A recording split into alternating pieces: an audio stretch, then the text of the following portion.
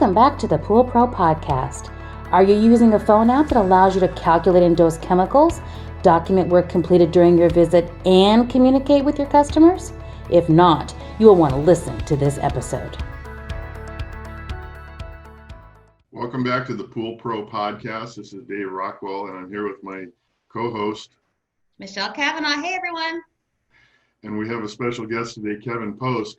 Kevin is going to be speaking at the World Aquatic Health Conference coming up soon. If you're not registered and you're a pool professional, it is a great place to learn things that you won't see at your average trade show. And so Kevin's going to be giving a presentation there. Welcome, Kevin. Hey, Dave. Hey, Michelle. Thanks for having me. Hey, nice to see you.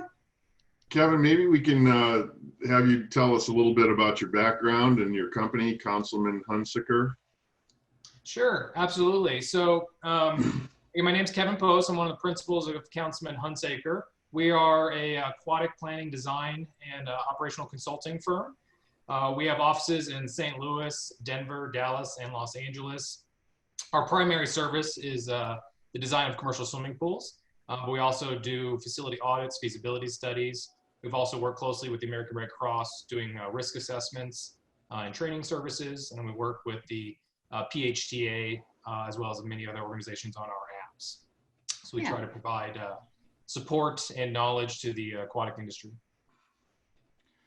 So tell us a little bit about the app that you have. Michelle was telling me about it. It's very intriguing. Yes, it is.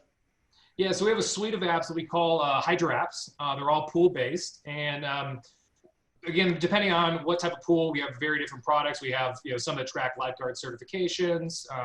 We have a new one that's actually a schedule manager for part-time scheduling. But the ones I want to talk about today that I think really work, really a lot of different areas, especially in the service side, is our pool test app as well as our checklist, which really go well together. Yes. First, just talking generally, the idea of using apps, everything we do today is done on our phone, but for some reason in the pool world, we're not really engaging a lot of this technology. And it brings a lot of benefits, not just with the tracking as well as in the reporting and also troubleshooting as we try to go back and figure out problems.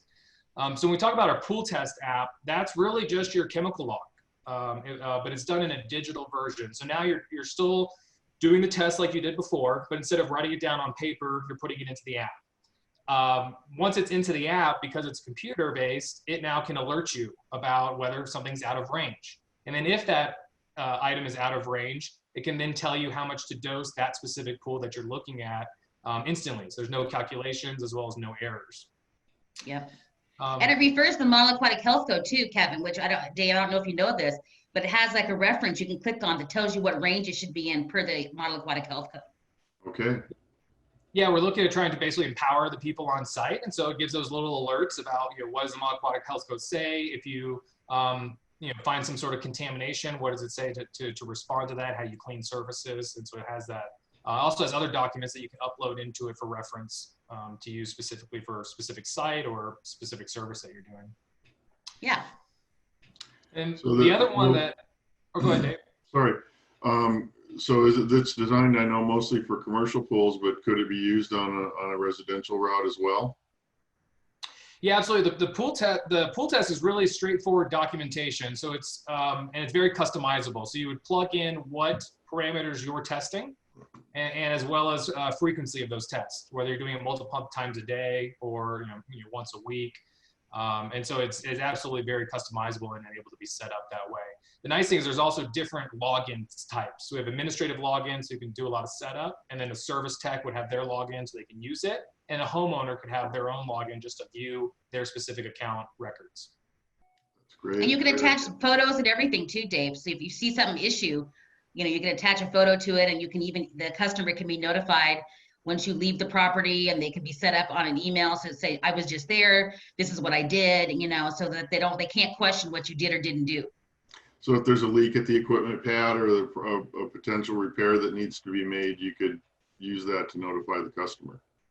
Yeah, so they'll be using one of the other areas, the checklist. And so checklist is also very customizable. So a service tech could set up a checklist of items that they're going to go observe when they walk onto a site.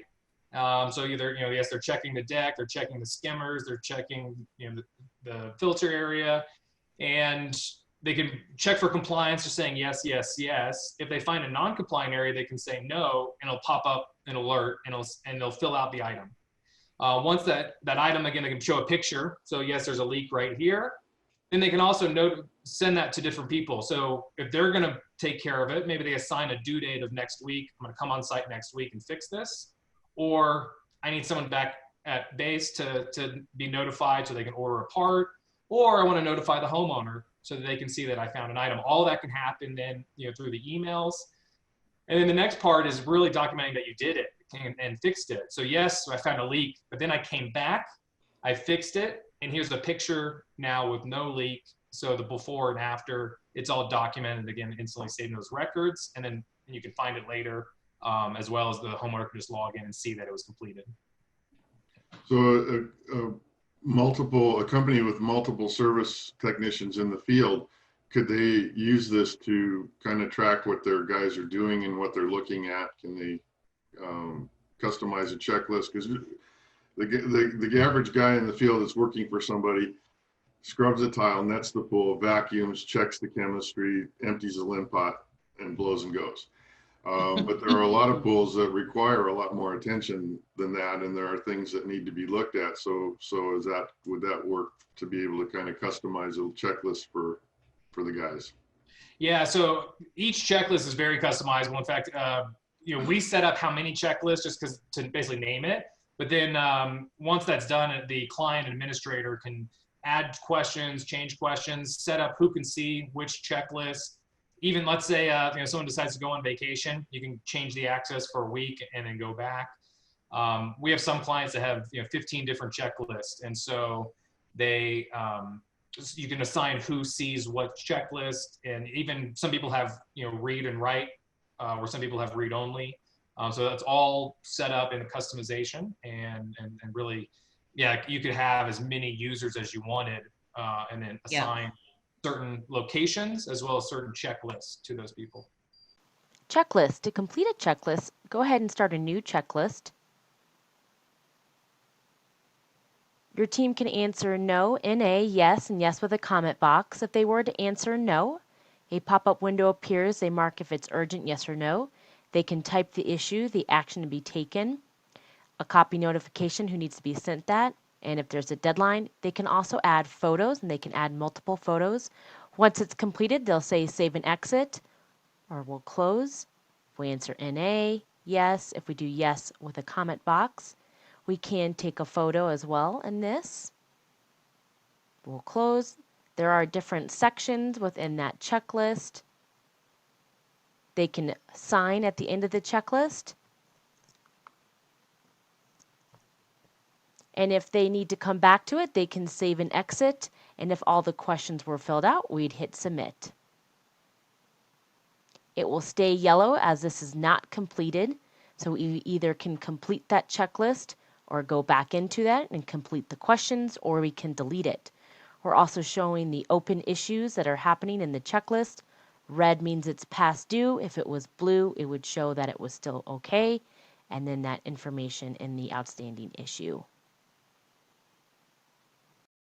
That sounds great. It sounds like it's a very powerful tool. And I love it too, Dave, because like you said, if you have a service guy, the owner of a company who's sitting back at the office, and like Jerry Wallace is a perfect example up in Sacramento. Right. He doesn't go out in the field anymore. He's sitting at his desk, and and I don't know what he does. I'm sure he does work, but I think he's sitting at his desk, and he's got 30 guys out in the field. So if they go out with the app and take a photo and they have to order equipment, it comes back to him. He can actually order the equipment, call his distributor and order the equipment and have it ready. And the guy can go back out, like Kevin said, next week or whatever, and it's documented there. I like that but even for a single poler, I feel like from a liability perspective, how sue happy everybody is in the US anymore. It's like, I just feel like if you're not keeping good records, we talked about keeping good financial records the last couple of podcasts we've done, but if you're not keeping good records on what you're doing at a pool, it's documented, then I think it just sets you up for liability in the future if something bad happens, God forbid, if someone were to drown or get sick or something like that. If you have documents showing that you have been at that pool every week and this is what you did every week or whatever. I just think it's just doing good business because it sets you up for being able to defend yourself if necessary. And the really a key to maintaining clients that you have and keeping them happy is communicating with them. Agreed. So a lot of times the only communication you have is if there's a problem, but if you're able to send them a little text or an email with the report of the service that was done on the pool and tell them, hey, everything's great.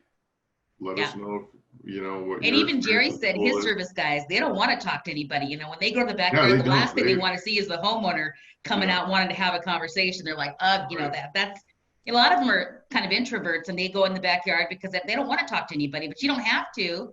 And you can still maintain good communication by sending that notification out every time you're at the pool, like you said. I think it's a great way to provide good service. Yeah, there's two things that were brought up, right? It's documentation, which we know from a risk management standpoint, that's the key, right? Documentation. So it's the digital world doing a better job at documenting, using pictures, which do a lot more.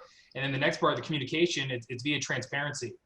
And it's really being very transparent and opening up exactly what you're doing, letting them see your records in real time.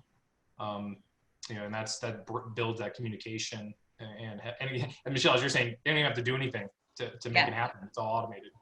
Yes, absolutely. And you can also tell that they're actually, you know, there's a timestamp. There's a time date stamp on it too, right, Kevin? So, you know, a lot of homeowners, they like, were they even at my pool? Doesn't look any different. I don't know. But there's a time date stamp on there. And so it's like, you know, they know exactly when you were there, what the date was and when you were there and all that. I just think it's, you know, it's just good from the documentation side for sure. Thanks so much, Kevin. We appreciate it. Have a wonderful day. Stay safe in Colorado. And he's in Evergreen, Dave. I don't know if you've ever been to Evergreen, but it's a beautiful area right outside. Yeah, I lived in Dillon for a long time. Oh, okay. Okay. That might beat me. Stay safe, you guys. We'll talk soon, okay? Thanks, Kevin. Appreciate it. A new voice in the industry, a resource for all, education for you. This is Pool Pro Podcast.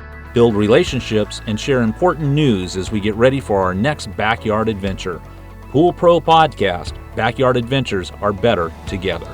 Please take a moment to share, like, and review our content with all of those that would be interested.